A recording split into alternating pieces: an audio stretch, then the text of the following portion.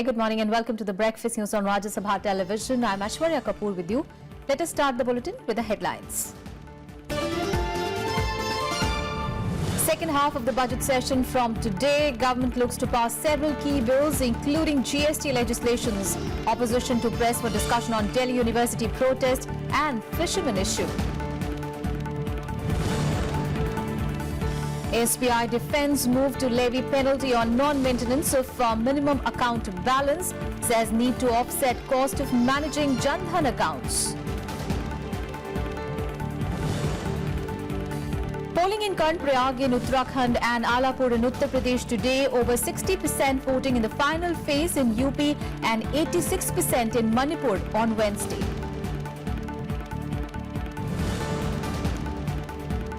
NIA likely to take over probe into the Lucknow encounter, team probing MP train blast. UP police says no evidence yet on Islamic State link to slain suspected terrorist.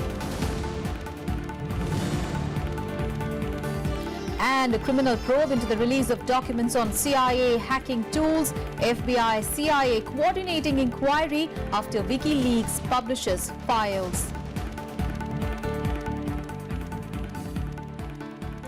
Well, a top story this morning, the second half of the budget session is all set to begin today, while the government is looking at getting the Parliament's nod on several key bills, including some GST legislations. The opposition parties have given notices for a discussion on various issues.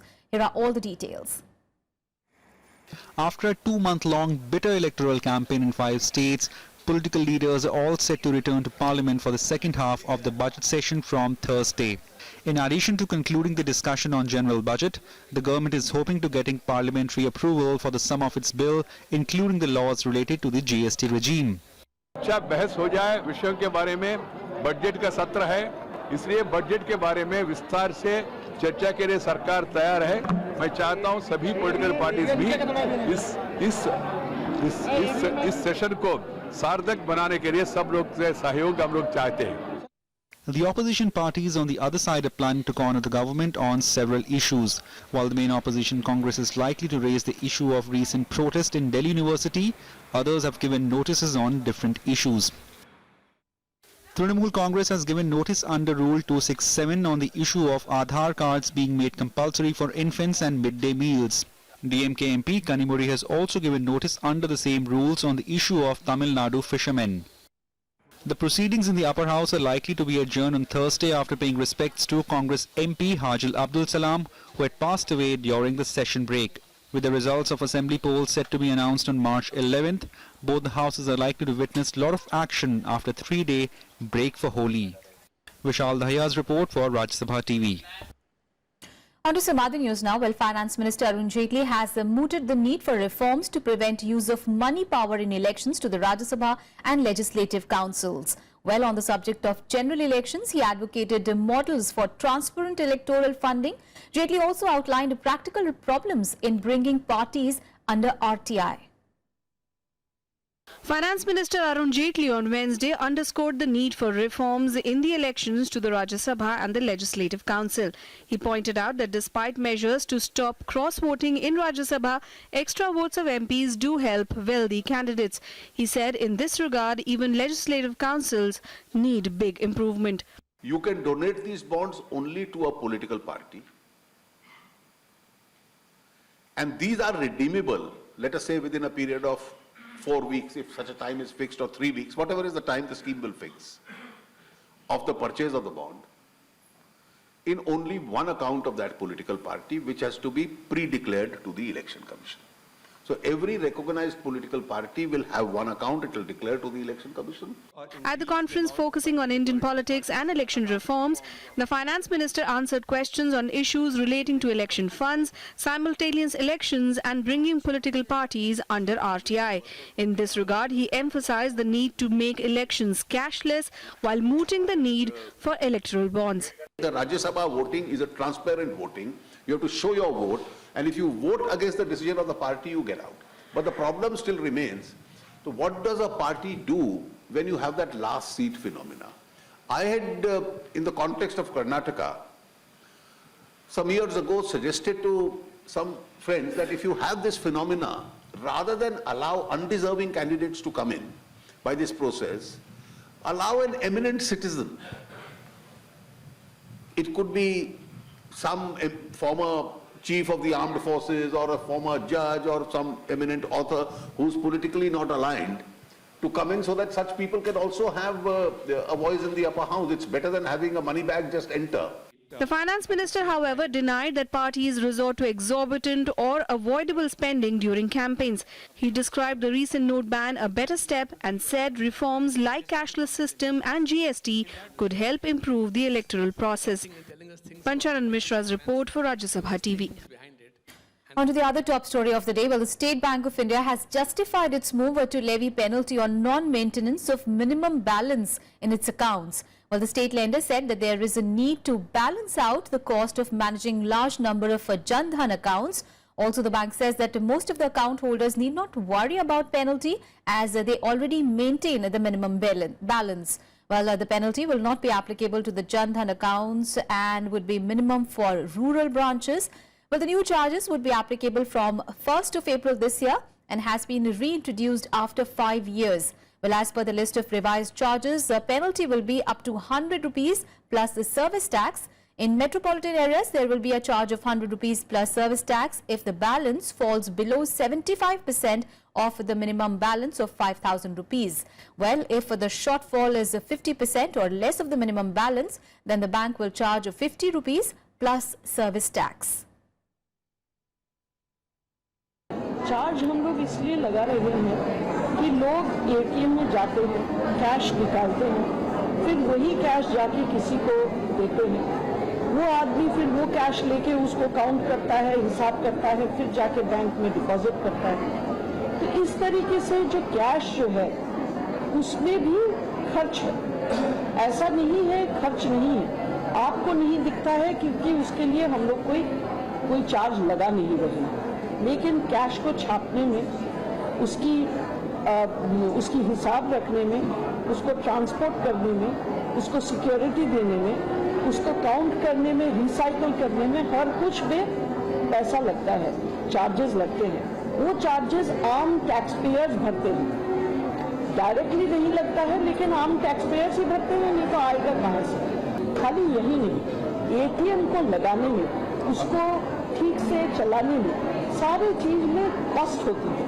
वो cost कैसे आएगी, कहाँ से आएगी? जो छोटे account वाले हैं, जितने हमारे जनधन वाले हैं, 10 करोड़ से ज्यादा अकाउंट्स मेरे पास हैं, उनको भी चलाने में एक कॉस्ट होती है। उसको कॉस्ट हम लोग कहीं से रियलाइज नहीं कर रहे, तो हम लोग को लगता है जो हम लोग डाले हैं चार्जेस बहुत रीजनेबल है, इसमें कुछ मुश्किल नहीं होनी चाहिए। And the government has made Aadhaar mandatory for availing crop insurance policies from the upcoming Kharif sowing season. Well, the Agriculture Ministry has issued a directive to rural financial institutions to comply with the new rule, which starts 1st of April this year. Well, in the same notification, the government has clarified that till the time Aadhaar is assigned to an individual, crop insurance under any of the government-run scheme can be availed by furnishing documents such as a bank passport, Aadhaar enrollment ID slip, voter ID card and Mahatma Gandhi National Rural Employment Guarantee Act job card as well. Well, farmers can also furnish a driving license along with a copy of request made for Aadhaar as well. And Prime Minister Narendra Modi on Wednesday felicitated women sarpanches at a special conclave Swachh Shakti 2017 held in Gandhinagar in Gujarat to mark International Women's Day. While addressing 6,000 women sarpanches who came from across the country, the Prime Minister stressed on cleanliness and the central role of women in creating a Swachh Bharat. While reiterating the need to end female feticide, he said that women sarpanches could play a key role in ending the menace of female feticide in the country. He also added that villagers should take up the cause and not allow such practices. Modi said that a discriminatory mindset cannot be accepted and society needed to change its view towards the girl child in order to curb female feticide. कम से कम जहां महिला सरपंच हो उस गांव में तो भ्रूण हत्या नहीं होनी चाहिए।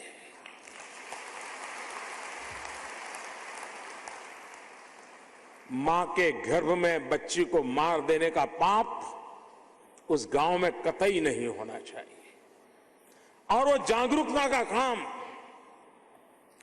एक सरपंच बहन अगर तय करे तो कर सकती है। And more news related to International Women's Day. Well, Chief Justice of India, J.S. Kehar, on Wednesday said that a gender sensitization must start at home and society's mindset towards women needs to be changed to bring gender equality. While speaking at a seminar organized by the Supreme Court Gender Sensitization and Internal Complaints Committee on International Women's Day, Justice Kehar said that crime against women is on the rise, not only due to psychological reasons, but also due to physiological issues. He also expressed concerns about the growing incidence of crimes against women. Chief Justice said that most of the cases are coming from the poor strata of society, as they do not bother about the punishment and the consequence of the crime. Well, the CJI also expressed concern of the tendency of celebrating the birth of a male child, but not that of a girl. He said the children see the behavior of their parents and they follow the same mindset where a girl child is treated as a liability and a boy is considered as a future asset. And now an update on the Lucknow encounter. Well, Home Minister Rajnath Singh is likely to make a statement in Parliament today on the killing of a suspected terrorist in Lucknow and also the blast in a train in Madhya Pradesh to which he was linked. Well, the suspected terrorist was killed in a house in Thakurganj on the outskirts of Lucknow early on Wednesday after a 12-hour-long operation. Well, the terrorist suspect, Saifullah, is suspected to be linked with the train blast in Madhya Pradesh on Tuesday, in which 10 people were injured, 3 of them seriously. Well, the operation was carried out by the anti-terrorist squad. The investigation into the encounter is likely to be handed over to the NIA. While there has been suspicion that Saifullah was linked to the Islamic State militant group, the Uttar Pradesh police has said that they do not yet have the evidence really pointing out in that direction. The police, however, say that they seem to be influenced really by IS ideology.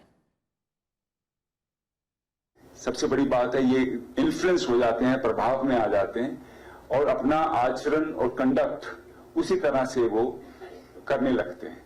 इसी की सोच के कारण, इसी influence में इनके द्वारा ये सब कार्य करने का विचार किया गया और इसको धीरे-धीरे इन लोगों ने कार्य करना शुरू किया। And in Breakfast News, we'll take a very short break. We'll be back with more news. Stay tuned.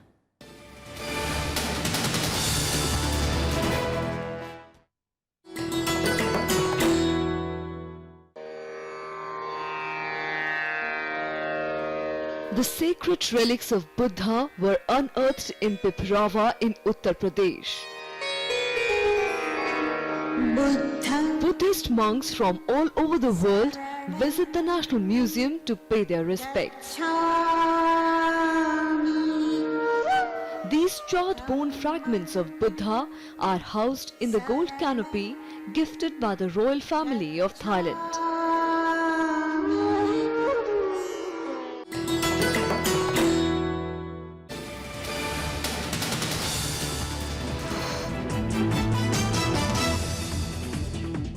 Thanks for staying with us. Well, polling in Alapur constituency in Ambedkar Nagar district of Uttar Pradesh is taking place today. Remember, the voting for this reserved constituency was postponed after the SP candidate there, Chandrasekhar Kanojia, died of a heart attack while campaigning in Ambedkar Nagar on 12th of February. Well, polling in the constituency was scheduled for 15th of February originally. Well, after the candidate's death, the SP has fielded his widow, Sangeeta Chaudhary, in the election. Now, polling for Uttarakhand's Karnprayag seat is also taking place after the 15th of February election was postponed following the death of the BSP candidate here, Kuldeep Singh Kanwasi, who died in a road accident.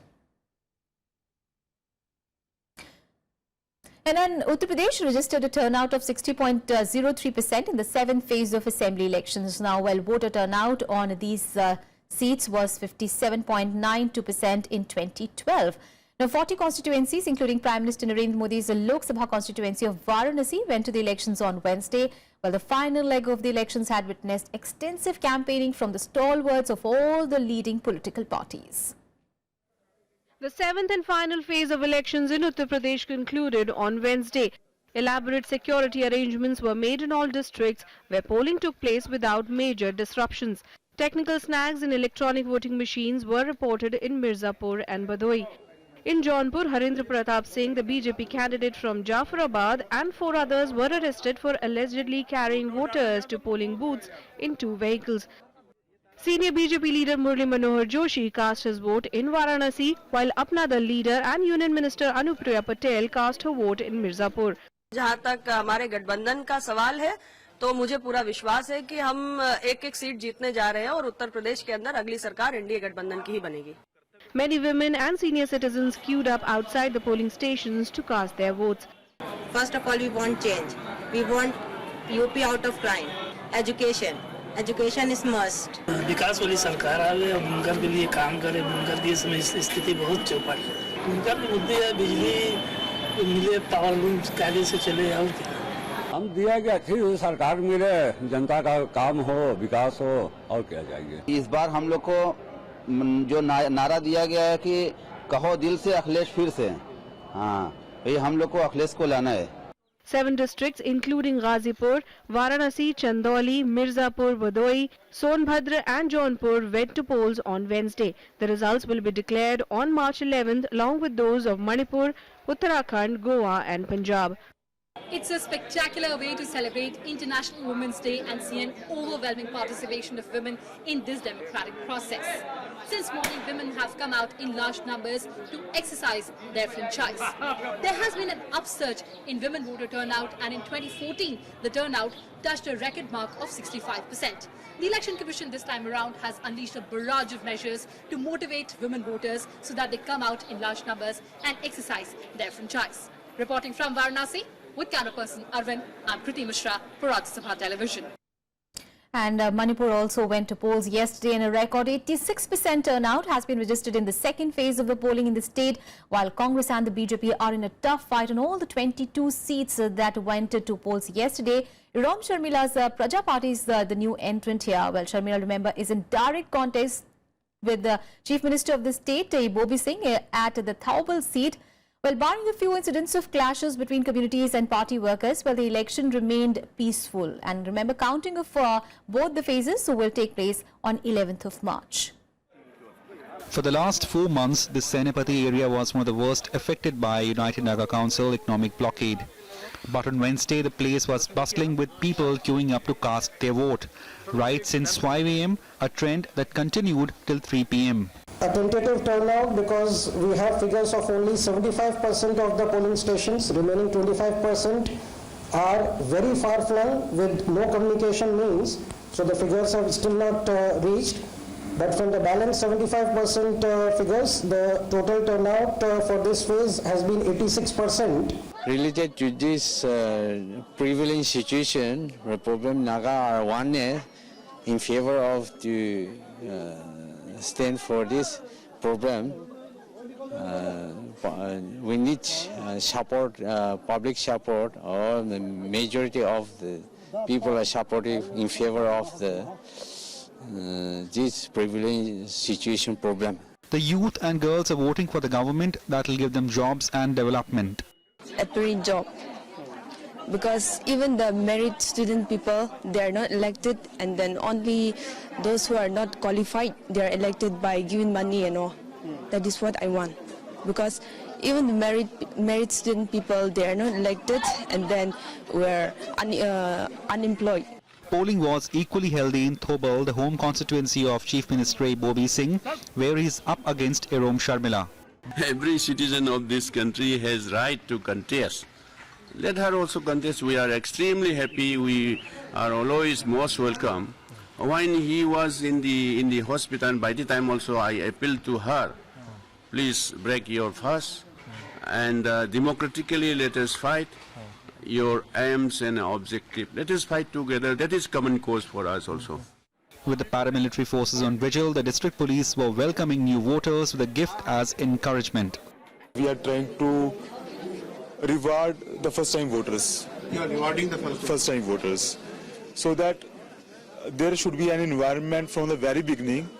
They should feel that we are being seen, we are being rewarded, and we should continue to do that. This phase of polling is taking place near the areas of India-Myanmar border.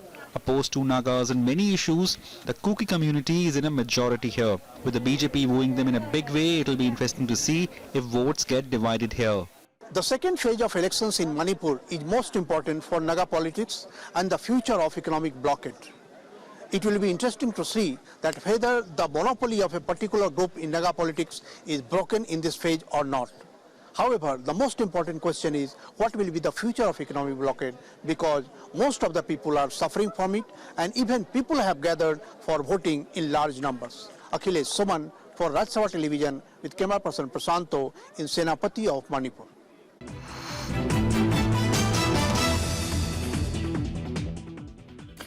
On to some other news now. Well, after the escalated tensions over the recent killing of an Indian fisherman by the Sri Lankan Navy, now both the nations have agreed to release the fishermen held in each other's custody. Well, the move comes after a high-level discussion between the two sides in Colombo yesterday. Well, according to the authorities concerned, Sri Lanka would release 85 Indian fishermen and India would also free at least 19 Lankan fishermen.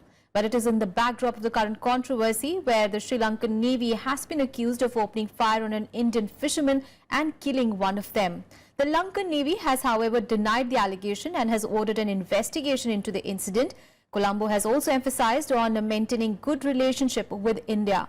Meanwhile, the Indian Coast Guard had yesterday taken into custody 10 Sri Lankan fishermen and their 2 boats on charges of violating India's territorial waters.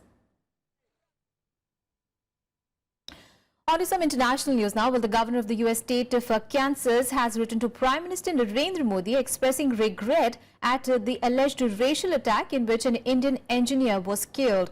Well, Kansas Governor Sam Broback conveyed that the acts of hate and intolerance have no place in his state.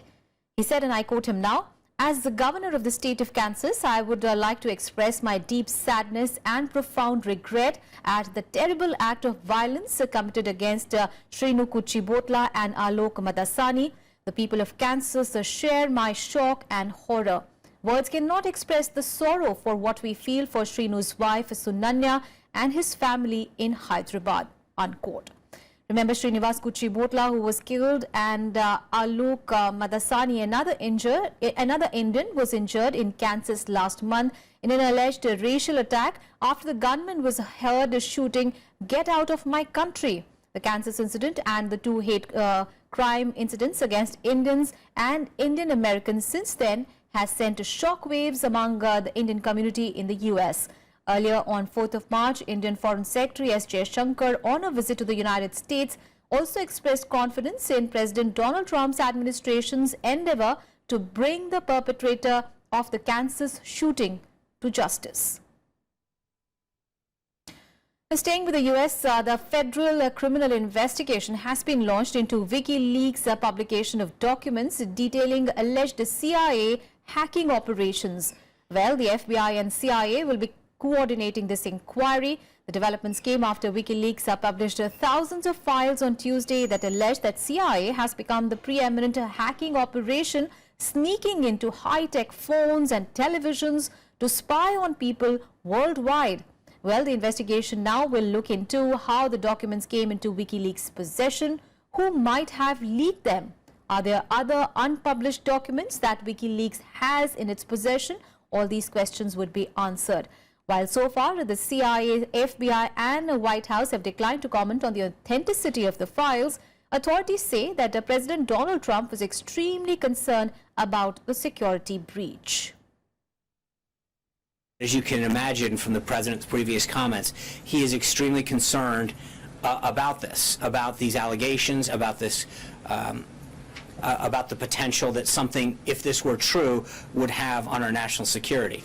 And make no mistake about it, I think the president has talked before that anybody who leaks classified information will be held to the highest degree of law. We will go after people who leak classified information. We will prosecute them to the full extent of the law. This is playing with our nation's national security is not something that should be taken lightly under this administration. And on to sports now. Well, Indian cricket captain Virat Kohli and off-spinner R. Ashwin were presented with the Polly Umrigar Award and Dilip Sardesai Award respectively at the BCCI's annual ceremony in Bangalore on Wednesday. Well, Virat Kohli is the first Indian cricketer to receive the Polly Umrigar Award for the 3rd time. He was first bestowed with the honour in 2011-12 and then in 2014-15 as well. Meanwhile, R. Ashwin, who won the Dilip Sardesai Award in 2011, also became the first Indian to receive this honour twice. Well, the BCCI Annual Awards Committee nominated former domestic cricketers Rajinder Goel as well as Padmakar Shivalkar for the Colonel C.K. Naidu Lifetime Achievement Award as well. The Mumbai Cricket Association was chosen as the State Association of the season 2015-16 for winning the Ranji Trophy, the C.K. Naidu Trophy and also the Women's Plate League Group. Yeah, all the hard work, all the training on a daily basis, all the sacrifices, I think came together nicely. Couldn't have been possible, and I've mentioned this before, without the help of my teammates throughout. You know, at times when you don't do well is when champion players in your side step up, and everyone has been able to do that, and that's why we're the top side in the world at the moment. And it's, you know, testimony to the kind of talent we have in the team and how players have stepped up on different occasions and helped the team pull through in difficult situations. So I thank all my teammates as well for the support, for the trust and the effort. And yeah, it's a great honor receiving this for the third time. Most of what we have done through the season culminated in the West Indies. And we had a speech in this very hotel before we had a team meeting before we left for the West Indies. And Virat said one thing: if this team can achieve something special, it's because of the fact that we can create some great memories. And we prepared a charter here. Our coach is also here. And when we embarked on this particular tour, everything was happy. It was a great start. We created more memories than playing great cricket there. And on to news from badminton world. Well, PV Sindhu and HS Pranoy advanced to the second round of the All England Open Badminton Championships, which began in Birmingham, England on Wednesday. Well, a 6th seed Sindhu eased past Danish Mette Poulsen with a 21-10, 21-11 victory in 29 minutes. In the second round, she will face Indonesian Dinar Dai Justin. Meanwhile, in the men's singles, HS Pranoy defeated China's Quan Bin 17-21, 22-20, 21-19 in an excruciating match that lasted an hour and 22 minutes. India, however, fared badly in doubles champion competitions. In the men's doubles category, Manu Atri and B. Sumit Reddy suffered a first-round exit at the hands of qualifiers Peter Briggs and Tom Wolfenden, who won 21-19, 10-21, 21-18. In the women's doubles pair of Jakampudi Meghna and Purvisha S. Ram lost to Chinese Taipei's Xu Yang Cheng and Wu Ting Jung 19-21, 12-21 in 31 minutes. Now 8th seed Saina Nehwal now will meet world number 11 and defending champion Nozomi Okuhara of Japan in the first round later in the day today. So India looking to end the 16-year drought as far as All England Championship is concerned. We have to wait and watch what happens in that tournament today. And with this, we come to an end of this edition of news. Thanks for watching.